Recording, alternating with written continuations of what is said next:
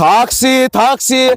Rayona bir nəfər. Ver pulunu get ünvana. Ya əbəlfəz, mənim üçün bir yağlı bir klient getir. Hələ görüm gözələm. Vay, nə göysək oğlan imişəm. Salam əmizən, rayona getsən. Bəli, rayona gedirəm, qardaş. Gedək də rayona, tələf. Ay, sənə Allah mənə getirdi, otur gedək.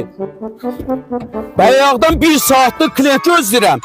Yoxdur, qardaş, o qədər taksi soxalıb, bilmirsən nə qarəsən. Gedək? Gedəyəm. Gedək, başla dönərəm.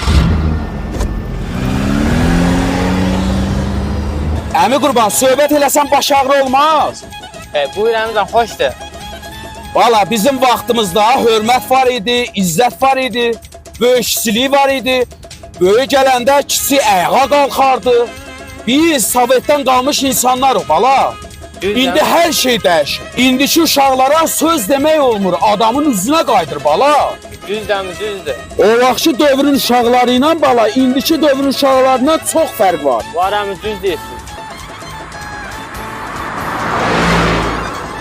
Satdıq ünvana, əmi qurban, düşə bilərsən. Yaxşım, çox sağ olun. Siz də sağ olun, Allah razı olsun. Gəminə qədər pul elədi?